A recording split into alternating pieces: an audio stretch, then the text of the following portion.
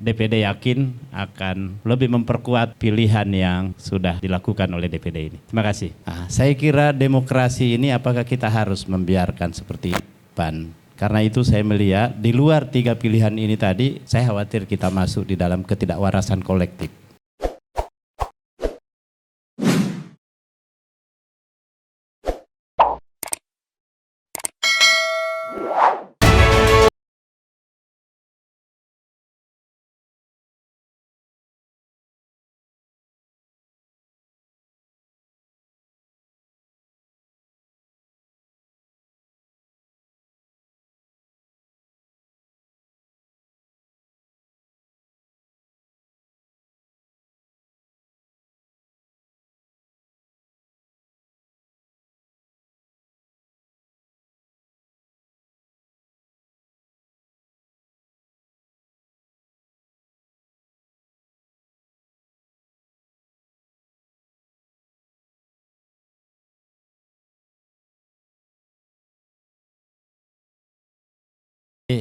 Bung Repli, Pak Ketua, Pak Rocky, Bu Husnul Maria, Bu Fitri, Pak Peri Yuliantono, serta kawan-kawan semuanya.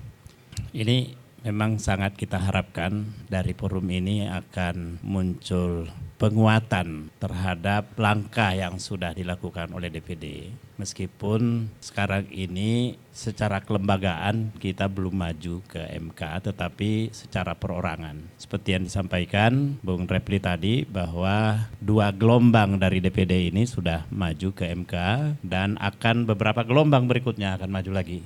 Ya. Iya, saya kira bisa lebih karena dari 136 itu mungkin dibagi 3 berarti ada 40-an. 40 gelombang ya? Gelombang ya akan kita tagih nanti maju. Ya. Gitu. Ditambah dengan beberapa masyarakat luas lainnya yang sudah bergelombang juga untuk mengajukan itu. Apalagi tadi ditambahkan bahwa partai juga sudah ada. Partai Umat, dan saya kira disusul oleh beberapa partai yang lain. Dengar-dengar seperti yang disampaikan Pak Hamdan Sulpa dalam satu pertemuan yang Pak Repli juga hadir, bahwa PBB pun juga akan maju. Begitu pula dengan Gelora dan beberapa partai lainnya. Partai buruh dan organisasi buruh juga sudah ada yang mengajukan. Jadi saya kira dengan forum kita pada hari ini tentu akan mendapatkan penguatan bagi teman-teman yang akan melakukan pilihan ini untuk perbaikan demokrasi perwakilan yang ideal. Di DPD ada juga pakar hukum tata negara dan pernah menjadi ketua MK Profesor Dr. Jimli Asidiki. Dia juga tegas mengatakan bahwa presidensial threshold ini adalah pembajakan demokrasi. Dan wawancaranya saya tidak mengikuti sampai di ujung yang kemarin dengan Pak Fadlison, tetapi yang sepanjang yang saya ikuti, saya melihat konsisten pendapat yang dia sampaikan itu. Begitu pula dengan Prof. Hamdan Sulpa. Nah, DPD sudah berkeliling khususnya ketua ini ke hampir seluruh perguruan tinggi favorit di seluruh Indonesia. Dan sampai pada suatu kesimpulan juga yang sama bahwa presidensial threshold ini adalah memunggungi demokrasi. Karena itu perlu menghapus presidensial threshold ini. Salah satu seminar nasional yang kita laksanakan di Surabaya yang dilaksanakan kerjasama MPR, Badan Pekerja MPR dengan Laboratorium Hukum Universitas Surabaya, itu juga di panel 3 yang kebetulan saya ikut di panel 3, itu putusannya juga seperti itu, bahwa presidensial threshold ini harus dihapuskan atau 0% yang selama ini kita simple menyebutnya di masyarakat. Jadi saya kira Pak Repli, para pakar yang hadir pada hari ini juga kita sudah ikuti beberapa kali pendapat-pendapat yang disampaikan di berbagai forum dan tulisan-tulisan beliau. Kita berharap seperti statement Pak Jimli kemarin bahwa dari 9 anggota MK ini mudah-mudahan di luar yang dissenting opinion, karena yang dissenting opinion ini Pak Rocky kalau kita lihat ini paling rasional alasannya. Kata Pak Jimli, bagaimana caranya membuat yang 7 ini menjadi insaf. Jadi saya kira ini tugas semua ini supaya insaf. Bu Husnul Maria jangan hanya Husnul Maria, tapi bagaimana supaya Husnul Khotimah. jadi saya kira kita ingin dengarkan pendapat ini pada hari ini. Insya Allah DPD yakin akan lebih memperkuat pilihan yang sudah dilakukan oleh DPD ini. Terima kasih.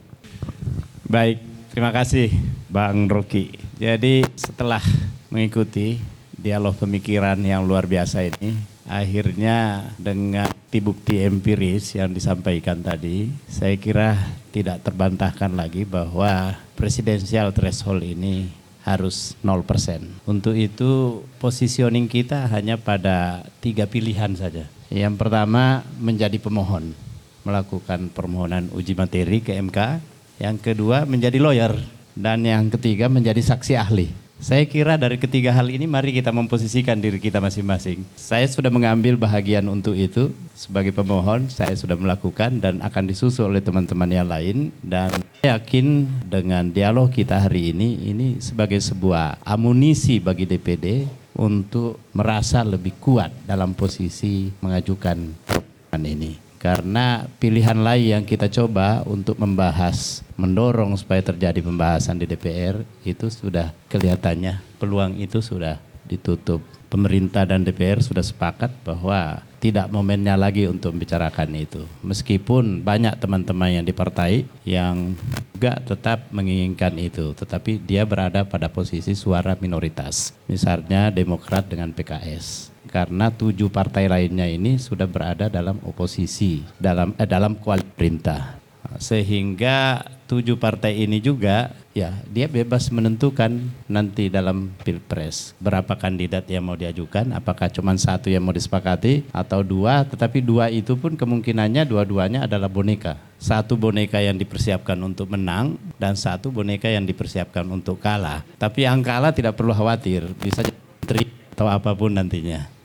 Nah, saya kira demokrasi ini apakah kita harus membiarkan seperti PAN? Karena itu saya melihat di luar 3 pilihan ini tadi, saya khawatir kita masuk di dalam ketidakwarasan kolektif. Padahal di sini ada profesor ahli waras, bukan ahli waris. Kita ini semua ahli waras dari beliau.